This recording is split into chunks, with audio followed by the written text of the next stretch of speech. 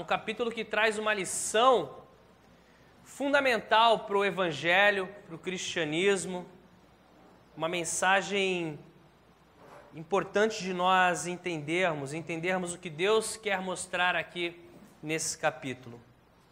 Eu coloquei que o título da mensagem é que o Evangelho é para todos. E aí 2 versículos, o primeiro deles é João 3,16. Todos nós conhecemos, o versículo mais citado das Escrituras Sagradas. Vai aparecer aí. Porque Deus amou o mundo de tal maneira, que deu o seu Filho unigênito, para que todo aquele que nele crê não pereça, mas tenha a vida eterna. Esse versículo é o mais citado, e ele é muito interessante. Eu vou observar ele. Deus tanto amou o mundo. Quando você lê que Deus tanto amou o mundo, que deu o seu Filho unigênito, fala que ele tanto amou todas as pessoas. O Evangelho é para todos. Quando Deus, Pai, envia o seu Filho, baseado no amor, através do amor, ele envia para todos, para que todo o que nele crê não pereça, mas tenha a vida eterna. Todo aquele que crer no Filho Jesus, no sacrifício de Jesus na cruz, não perecerá, mas receberá o perdão dos pecados e a vida eterna. E um outro versículo é Gálatas 3, do 26 ao 29, que diz o seguinte, acha aí Gálatas: todos vocês são filhos de Deus mediante a fé em Cristo Jesus. Então, aqueles que creem em Cristo Jesus, aqueles que colocam a fé em Cristo Jesus, a estes foi-lhes dado o direito de serem chamados filhos de Deus. Pois em Cristo Jesus foram batizados e de Cristo se revestiram. Quando nós aceitamos Cristo, nós fazemos parte agora do corpo de Cristo. Cristo em nós, a esperança da glória. Não há judeu, nem grego, escravo, nem livre, homem, nem mulher, pois todos são um em Cristo. Mais uma vez, aquela ideia de todos, ela se revela aqui. Não há mais homem, nem mulher, nem judeu, nem grego, nem escravo, nem livre. Todos que estão em Cristo fazem parte do corpo de Cristo. O Evangelho é para todos. E se vocês são de Cristo, são descendência de Abraão e herdeiros segundo a promessa. Então, em Cristo, qualquer pessoa do mundo passa a ser descendência de Abraão e herdeiro segundo a promessa. Hoje, é mais fácil de nós entendermos isso. Porém, nós sabemos que Jesus Cristo era um judeu, que a igreja nasce dentro de pessoas que viviam o quê? O judaísmo. Pedro, Tiago, todos os discípulos nasceram no judaísmo, saíram do judaísmo quando começaram a viver o cristianismo. E para eles é muito difícil entender ou aceitar essa ideia de todos, de que o Evangelho é para todos, de que Jesus é para todos.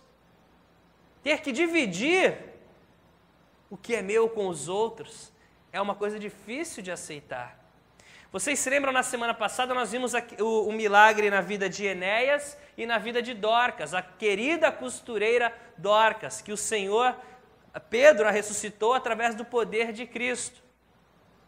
E aí o versículo final do capítulo 9 era um versículo interessante que fala assim: Pedro ficou em Jope durante algum tempo com um curtidor de couro chamado Simão. E vocês lembram que eu comentei assim, Deus já está trabalhando na vida de Pedro. Deus já tem um propósito aí. Deus já está mostrando algo. Por quê? Porque para um judeu era muito difícil, era até contra a lei você ficar na casa de um curtidor de couro. Por quê? Porque um curtidor de couro trabalhava com animais mortos, limpando a pele, fazendo os odres, para o odre novo, para o vinho novo, aquela coisa toda, feito através do couro, um curtidor de couro. E Pedro, aquele judeu de raiz, mas agora um cristão, vai para a casa de Simão. Então Deus já está trabalhando, Deus já está derrubando costumes e tradições. Costumes e tradições que não são a essência do Evangelho. São costumes e tradições. Como nós tínhamos vários. Eu passava em frente de algum lugar, eu nem sabia fazer direito, começava na testa, vinha no rosto, vinha... Costumes e tradições, coisas que eu aprendi. Eu evitava passar debaixo de certas coisas, se eu visse um chinelo desvirado para baixo, eu tinha que virar para cima, todas aquelas coisas que nós aprendemos, do catolicismo, eles do judaísmo, cada um tem a sua história, os seus costumes e tradições que herda da família ou da religião. Pedro tinha os seus. Mas Deus está trabalhando para quê? Para derrubar essas barreiras. Para tirar esses costumes, coisas que eu não sei, eu faço assim. O meu amigo que falava assim, né? O neném nascia, a mãe falava, o pai dizia assim, vai lá, tu é Flamengo e tal religião. Aí batia assim, agora eu sou Flamengo e tal religião, porque meu pai falou que é assim. Um costume e tradição. Não soube contar direito, mas é mais ou menos isso. É mais ou menos isso. E Deus está quebrando isso. Então você imagina Pedro ali na casa de Simão. É um processo do que Deus tem.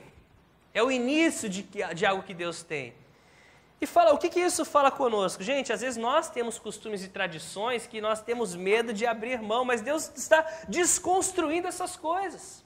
E isso é bom. Mas eu sempre fui assim. Gente, costumes e tradições não é a essência do Evangelho. Então, se Deus está renovando isso, destruindo isso, construindo algo novo, isso é bom. As nossas mentes sendo renovadas pela palavra de Deus e não amoldados pelo padrão desse mundo, e sim transformados. Transformados. Pedro está sendo transformado. E uma das coisas que Deus tem falado no meu coração, e Deus falou no meu coração através dessa mensagem, é que Ele está trabalhando. Nós nem percebemos às vezes, mas o Senhor é soberano, continua sentado no trono, todas as coisas acontecem de acordo com a vontade dEle. Então vamos ler, verso 1. Havia em Cesareia um homem chamado Cornélio, centurião do regimento conhecido como Italiano. Ele e toda a sua família eram religiosos e tementes a Deus. Dava muitas esmolas ao povo e orava continuamente a Deus. Certo dia, por volta das 3 da tarde, ele teve uma visão. Viu claramente um anjo de Deus que se aproximava dele e dizia: Cornélio! Atemorizado, Cornélio olhou para ele e perguntou: Que é, Senhor? O anjo respondeu: Suas orações e esmolas subiram como oferta memorial diante de Deus. Agora, mande alguns homens a Jope para trazerem um certo Simão, também conhecido como Pedro, que está hospedado na casa de Simão, o curtidor de couro, que fica perto do mar. Depois que o anjo lhe falou, se foi. Cornélio chamou 2 dos seus servos e um soldado religioso dentre os seus auxiliares, e contando-lhes tudo o que tinha acontecido, enviou-os a Jope. Então nós somos introduzidos agora a esse novo personagem, Cornélio, um soldado romano, um oficial do exército romano, um centurião, um líder de 100 homens, um homem respeitado, um homem de integridade. Centuriões eram homens capazes de lutar pela vida, defendendo César, defendendo Roma. Mas fala que esse homem, interessante a respeito de Cornélio, ele havia largado os deuses gregos romanos para servir o Deus de Israel. Ele era um cara temente ao Deus único. Não conhecia Jesus, mas ele, de alguma forma, ele temia a Deus.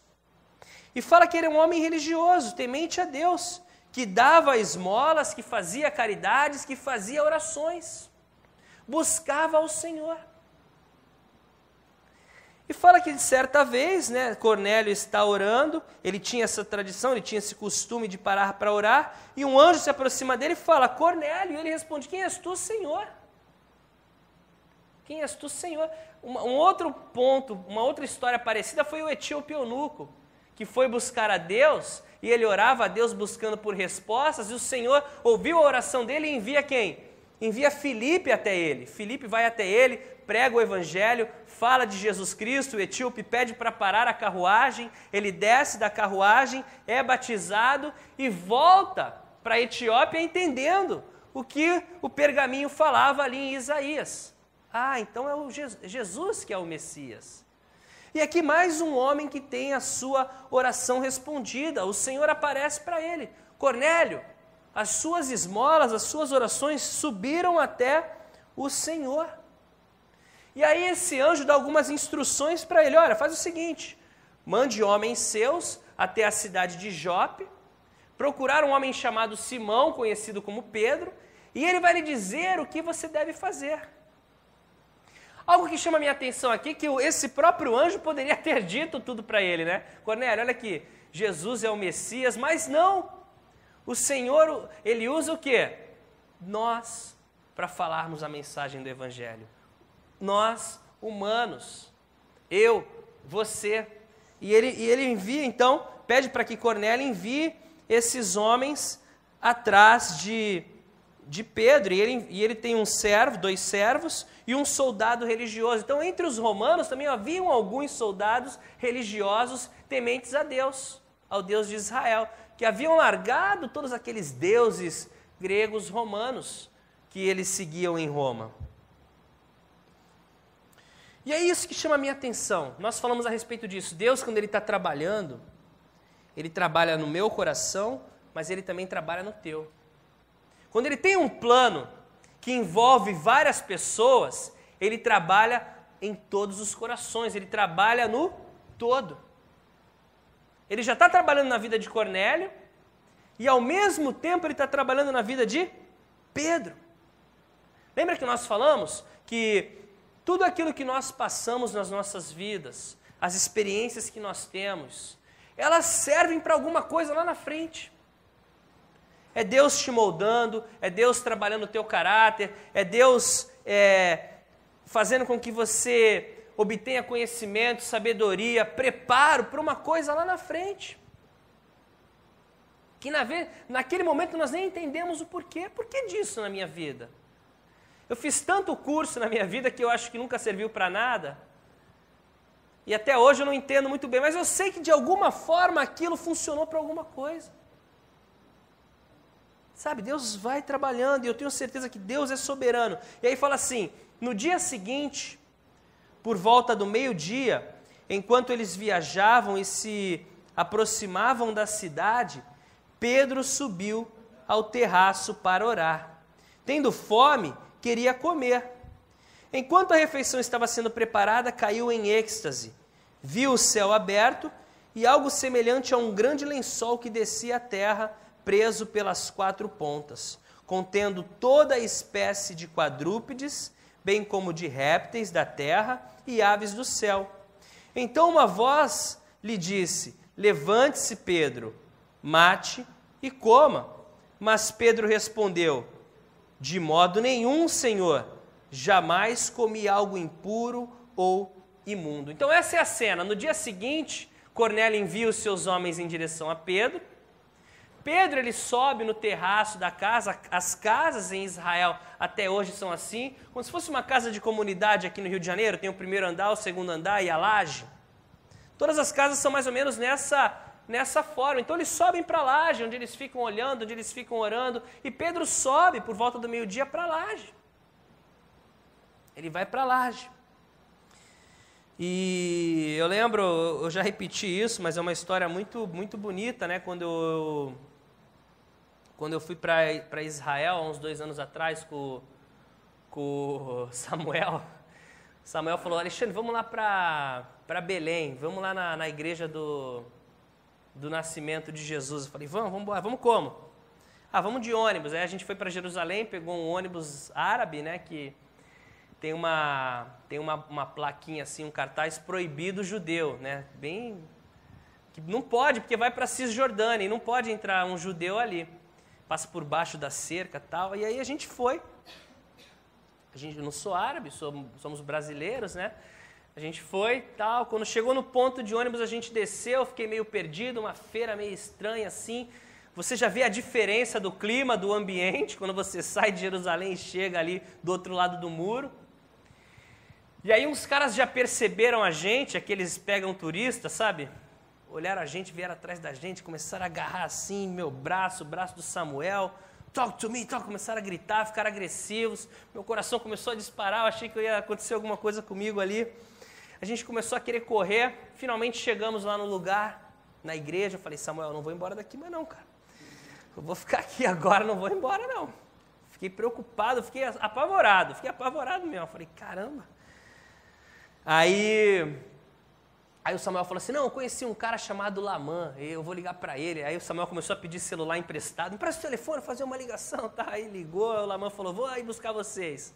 Aí chegou o Laman com um carro velho, caindo aos pedaços, bem naquela praça, assim, uma bandeira enorme do Yasser Arafat, na frente da igreja. Aí vem o irmão Laman, ele desce do carro, assim, bate a porta do carro, plá, aí ele começou a gritar assim no meio da rua, praise the Lord, brothers, praise the Lord, né? Aí eu falei, uau! Aí a gente entrou no carro dele, subindo, descendo aquelas ruas em Belém, aí fomos para a casa dele, um outro ambiente, uma família cristã. Aí ele falava assim para mim, o pai dele, a mãe dele trouxe chazinho, trouxe biscoito para a gente comer. Aí ele falava assim, o pai dele falava assim, nós somos perseguidos aqui de todos os lados, perseguidos por Israel, porque não deixou a gente entrar lá, somos perseguidos pelos muçulmanos, porque aí começou aquela oração, o chamado da oração, né? E aí ele ficava bravo, você não entende, mas eu entendo tudo que eles estão falando, blasfêmias contra o nosso Deus e não sei o quê, aquela coisa toda. E aí o irmão Laman falou assim, vamos lá para cima. Aí a gente foi para o terraço, para essa parte maravilhosa da casa, lá em cima. Aí ele me deu uma aula de Bíblia. Ali Hebron, rei Davi, ali o túmulo de Raquel, ali aquele monte, você está vendo ali, quando Jesus fala sobre a fé do tamanho de uma semente de mostarda, moverá um monte, porque aquele monte foi feito pelos romanos. Fiquei assim maravilhado, né, no terraço ali, onde você vê tudo da Terra Santa, tem aquela experiência maravilhosa. Então, no mesmo dia eu vivi o pior e o melhor dia, para você ver que as coisas mudam. Deus, ele está no controle. E depois a gente voltou com o irmão Laman, passamos pelo checkpoint, foi uma experiência marcante na minha vida.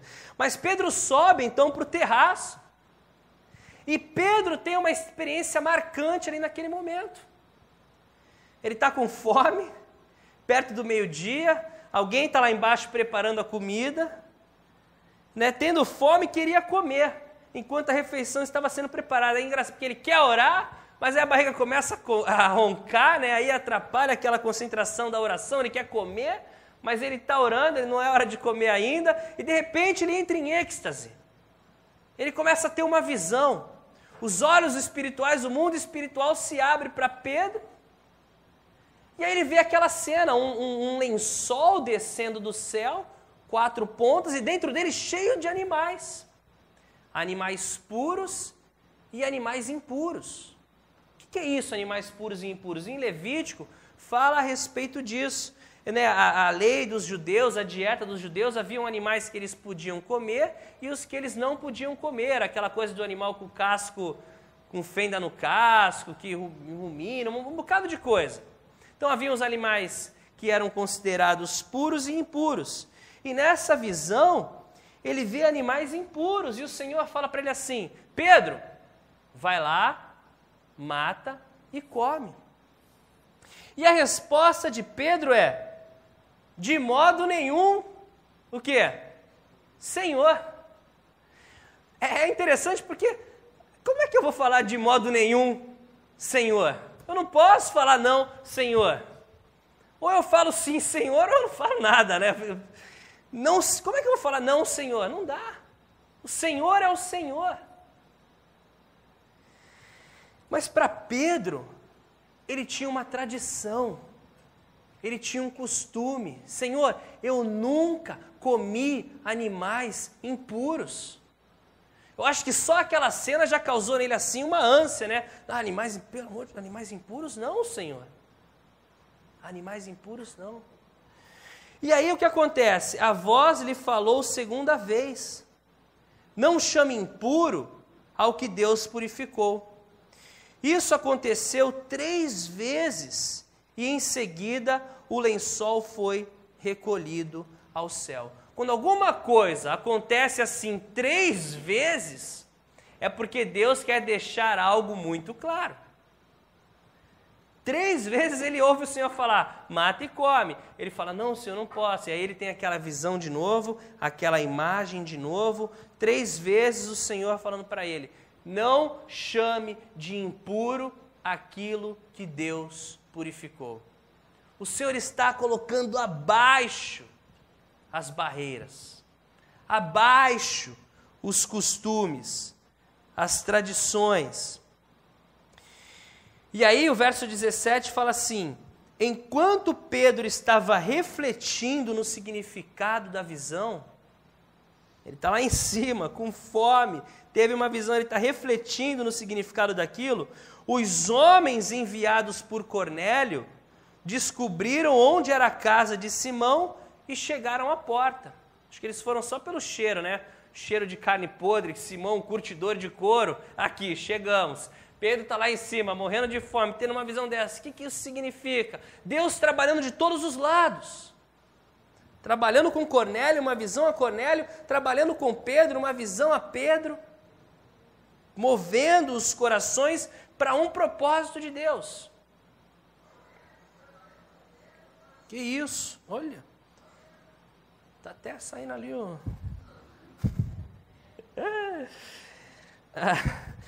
Enquanto Pedro ainda estava pensando na visão, o Espírito lhe disse, Simão, 3 homens estão procurando por você. Verso 20. Portanto, levante-se e desça. Não hesite em ir com eles, pois eu os enviei. Pedro desceu e disse aos homens, eu sou quem vocês estão procurando. Por que motivo vieram? Os homens responderam, viemos da parte do centurião Cornélio. Ele é um homem justo e temente a Deus, respeitado por todo o povo judeu. Um santo anjo lhe disse que o chamasse à sua casa, para que ele ouça o que você tem a dizer. Pedro os convidou a entrar e os hospedou. Aqui nós já temos mais uma barreira sendo derrubada. Jamais um judeu como Pedro convidaria um gentil como esses homens, um soldado romano, para entrar, para dormir debaixo do mesmo lar, ali passar uma noite ali, para comerem juntos, jamais. Mas, gente, Deus está colocando abaixo os costumes e as tradições, que não são essenciais do Evangelho. São costumes e tradições. O Evangelho é para todos, a mensagem das boas novas é para todos. Como é que um ministro do Evangelho não vai receber uma pessoa por ele ser um gentil? Deus está fazendo nova todas as coisas. Deus está renovando a maneira de pensar. Deus está mudando aquele costume, aquela tradição antiga, que não vai fazer mais, não vai trazer mais benefício algum para o plano de Deus, para o que Deus tem. E eu quero dizer algo para você, para mim, para nós. Deus está moldando sim, Deus está tirando sim costumes e tradições, que muitas vezes nos impedem de vivermos a plenitude do Evangelho. Imagina se ele chega para eles assim, será que essa visão tinha alguma coisa a ver com esses caras? Então, tudo bem, Cornélio, desce ali, tem uma pousada, uma pensão, paga a estadia de vocês ali, fica ali, amanhã a gente se encontra. Não, vem cá, entra aqui. Para Pedro é difícil, não é fácil, mas Deus está quebrando barreiras, derrubando barreiras. No dia seguinte, verso 24, Pedro partiu com eles. e alguns dos irmãos de Jope o acompanharam. No outro dia chegaram a Cesareia, nessa cidade em homenagem a César, uma cidade, um centro romano ali.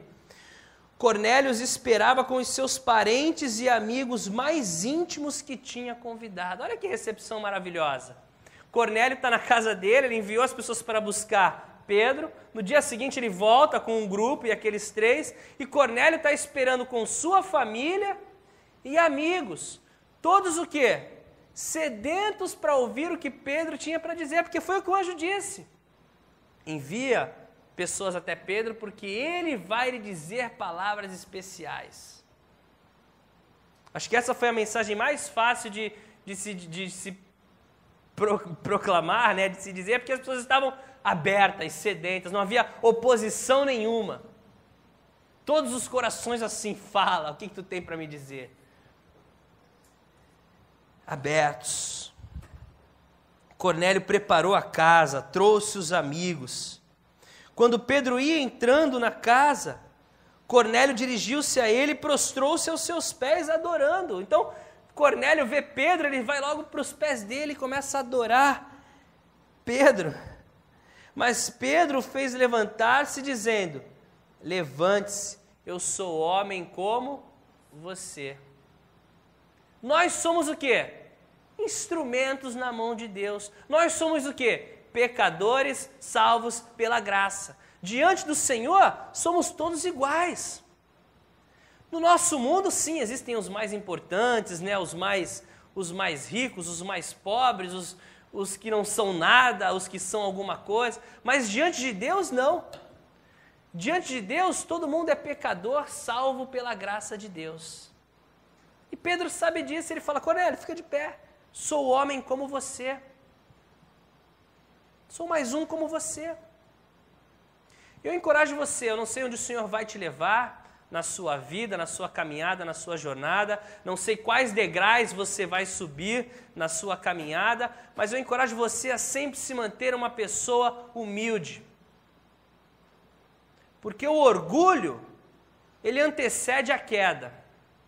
A pessoa soberba e orgulhosa, lá na frente ela vai cair de cara e o tombo é dolorido. Então que venhamos sempre caminhar em humildade, reconhecendo quem nós somos, sabendo quem nós somos, tudo pela graça de Deus. Eu sou o que sou pela graça de Deus. Nada, né? Mas graças a Deus o Senhor é gracioso comigo e permitiu, entendeu? Que sejamos homens e mulheres humildes, homens e mulheres que são agradáveis de ficar perto. A pior pessoa de ficar perto é uma pessoa orgulhosa, você não aguenta nem se aproximar dela, não dá, não bate. Parece que ela está querendo te colocar para baixo o tempo todo. Que sejamos humildes, como Pedro foi humilde aqui diante de Cornélio, ele falou: não, Cornélio, levanta, nada disso. Sou homem como você. Conversando com ele, Pedro entrou e encontrou ali reunidas muitas pessoas.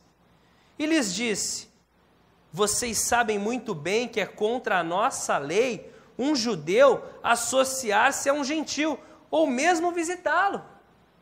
Então Pedro falou: olha, é contra a lei, a minha lei, um judeu se associar com um gentil, visitar um gentil, então, inadmissível.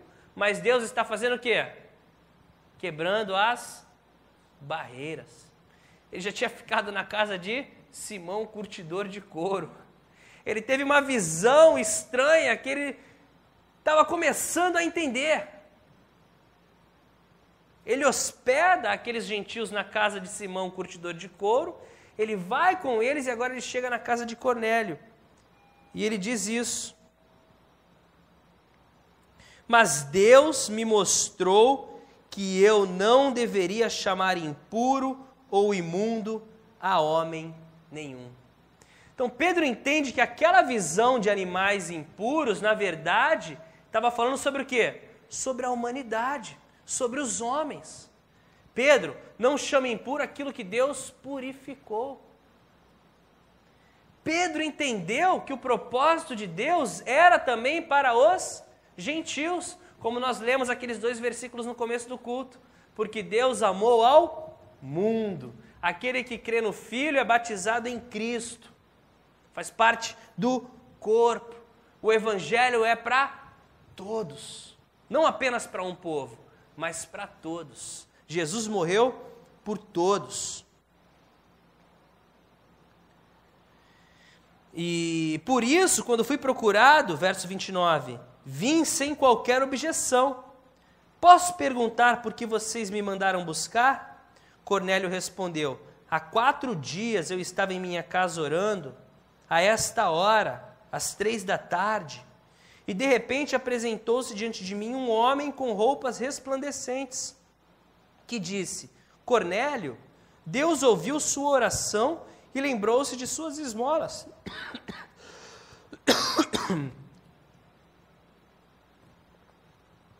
Mande buscar em Jope a Simão, chamado Pedro. Ele está hospedado na casa de Simão, o curtidor de couro, que mora perto do mar. Assim, mandei buscar-te imediatamente. E foi bom que tenhas vindo. Agora estamos todos aqui na presença de Deus para ouvir tudo o que o Senhor te mandou dizer-nos. Um grupo nos lares, cheio de pessoas dispostas a ouvir tudo o que o Senhor mandou Pedro dizer para eles. E aí Pedro vem. Então Pedro começou a falar, agora percebo verdadeiramente que Deus... Opa, apaguei aqui, desculpa. Agora percebo verdadeiramente que Deus não trata as pessoas com parcialidade. Mas de todas as nações aceita todo aquele que o teme e faz o que é justo. Imagina, gente, o impacto dessa revelação por Evangelho na mente de Pedro. Pedro fala assim, agora eu percebo que para Deus não existe parcialidade. Agora eu percebo que o judeu não é mais importante do que qualquer outra pessoa desse mundo. Agora eu percebo. Pessoas de todos os povos. Vocês conhecem a mensagem enviada por Deus ao povo de Israel, que fala das boas novas da paz por meio de Jesus Cristo, Senhor de todos. Sabem o que aconteceu em toda a Judéia, começando na Galiléia, depois do batismo que João pregou. Como Deus ungiu Jesus de Nazaré com o Espírito Santo e poder, e como ele andou por toda a parte fazendo bem, curando todos os oprimidos pelo diabo, porque Deus estava com ele. Então ele começa a falar do Evangelho, do batismo de Jesus, de como Jesus andou pela Galiléia, por todas as regiões, fazendo bem, curando os enfermos, ministrando as pessoas. Vocês ouviram falar disso, Cornélio? E todas aquelas pessoas na casa de Cornélio. Nós somos testemunhas de tudo o que ele fez na terra dos judeus e em Jerusalém, onde o mataram, suspendendo-o num madeiro. Deus, porém, o ressuscitou no 3º dia e fez que ele fosse visto, não por todo o povo, mas por testemunhas que designara de antemão, por nós que comemos e bebemos com ele, depois que ressuscitou dos mortos. Ele nos mandou pregar ao povo e testemunhar que foi a ele que Deus constituiu juiz de vivos e de mortos. Todos os profetas dão testemunho dele, de que todo que nele crê recebe o perdão dos pecados mediante o seu nome. O que Pedro está falando? Pedro está falando a mensagem da cruz. Gente, e até hoje a mensagem é a mesma. A mensagem é a mensagem da cruz. Quando você for falar de Jesus para alguém, você vai falar de Jesus, o Filho de Deus, que foi enviado a esse mundo, nascido da Virgem Maria, que tomou sobre si os nossos pecados na cruz do Calvário. Foi castigado por Deus, mas Deus o ressuscitou no 3º dia. E todo aquele que coloca a sua fé nele, que o recebe como Senhor e Salvador, tem os seus pecados perdoados e a esperança da vida eterna. Essa é a mensagem do Evangelho, ela não muda. É a mensagem da cruz. Aquele que não teve pecado, que se tornou pecado por nós. É a mensagem do Evangelho. Nós pregamos ela, muitas vezes, com a nossa vida, o nosso exemplo de luz do mundo. A maneira que nós vivemos mostra para as pessoas isso. Mas quando você tem a oportunidade de falar, como Cornélio disse, fala, Pedro, o que você tem para falar? A mensagem é essa. A mensagem é simples. Todos vocês sabem. Jesus morreu na cruz pelos teus pecados. Essa é a mensagem da salvação. Essa é a mensagem poderosa que Deus escolheu. E aí continua o verso 44. Enquanto Pedro ainda estava falando estas palavras, o Espírito Santo desceu sobre todos os que ouviam a mensagem. Os judeus convertidos que vieram com Pedro ficaram admirados de que o dom do Espírito fosse derramado até sobre os gentios. Mais um muro que se desmorona. Não apenas a mensagem do Evangelho é para todos, mas o Espírito Santo de Deus também é para todos. Não apenas para os judeus, mas para nós também no Brasil. Para os romanos, para os africanos, para os norte-americanos, para todo ser humano, porque Deus amou o mundo de tal maneira que deu o seu único Filho, para que todo aquele que nele crê não pereça, mas tenha a vida eterna. O Evangelho é para todos. E essa foi uma lição muito importante para Pedro aprender, porque Pedro era um líder da igreja, ele tinha que saber disso, que a vontade de Deus era alcançar todos. Pedro entendeu. Daqui a pouco, nos próximos capítulos, o nosso personagem principal vai ser outro. Vai ser Paulo, que nesse momento Deus já está trabalhando na vida dele. Ele se converteu, nós vimos aqui. E ele é Paulo, um apóstolo de Deus enviado aos gentios. Quando Deus fala a respeito dele, fala assim, olha, ele é um vaso escolhido meu, que vai pregar aos gentios, aos reis e aos judeus. E era importante que Pedro soubesse disso, por quê? Para que ele não viesse impedir o ministério de Paulo. Para que ele não viesse impedir a obra que Deus queria fazer através da vida de Paulo, um apóstolo aos gentios. Então a igreja agora, Pedro, Tiago, todos os outros, eles ficam, uau, até o Espírito Santo também é para todos. Glória a Deus. Amém, então é isso. Aí eles começam a lembrar, poxa, mas o mestre já tinha dito, né? Receberão poder e serão minhas testemunhas em Jerusalém, Judéia, Samaria, até os confins da terra. Todos os povos, todas as nações, todos merecem ouvir do Evangelho de Jesus, porque Jesus morreu por todos. E aí para nós aqui, é a nossa sociedade, todos merecem ouvir do Evangelho de Jesus, do mais rico ao mais pobre, do mais preparado, do mais qualificado ao menos qualificado. Todas as pessoas, Jesus morreu por todas elas. Por isso, uma outra lição importantíssima, nós estamos concluindo já aqui. Pedro fala assim, agora entendo que Deus não age com parcialidade. Para o Senhor não há parcialidade. Se nós nos mostramos pessoas parciais, com parcialidade, nós não estamos refletindo a Cristo. Se nós damos um tratamento para um melhor do que para outro, nós estamos agindo em pecado. E é muito fácil nós fazermos isso, nós temos que sempre vigiar, para tratarmos todos iguais. Porque essa é a maneira que Deus trata as pessoas, todos são iguais. Pedro entendeu, agora sim eu vejo isso. Foi por isso que Deus me deu aquela visão. Não chame impuro, Pedro, aquilo que Deus purificou. O Evangelho é também para os gentios. E agora nós vamos ver, o livro de Atos vai tomar essa direção.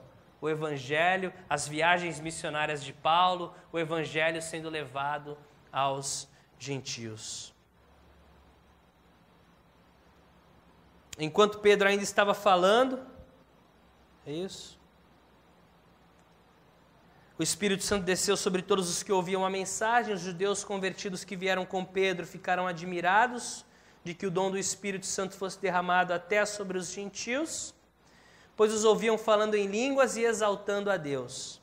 A seguir, Pedro disse: pode alguém negar a água, impedindo que esses sejam batizados? Eles receberam o Espírito Santo como nós. Então, ordenou que fossem batizados em nome de Jesus Cristo. Depois pediram a Pedro que ficasse com eles alguns dias. E agora a última das barreiras, né? Se desfaz e Pedro fica ali com eles alguns dias. Depois tem aquela coisa do velho homem, da carne que quer voltar às vezes, né? Aquela coisa assim, mas aí Pedro vai começar a lutar com a... Não, chega, eu já entendi. Eu já sei o que Deus quer. Estou livre disso. O Evangelho é para todos. Foram batizados no Espírito Santo. Não vão ser batizados nas águas? Batizem eles nas águas. E aí começa o Evangelho levado aos não-judeus. Chegou em nós. Glória a Deus por isso.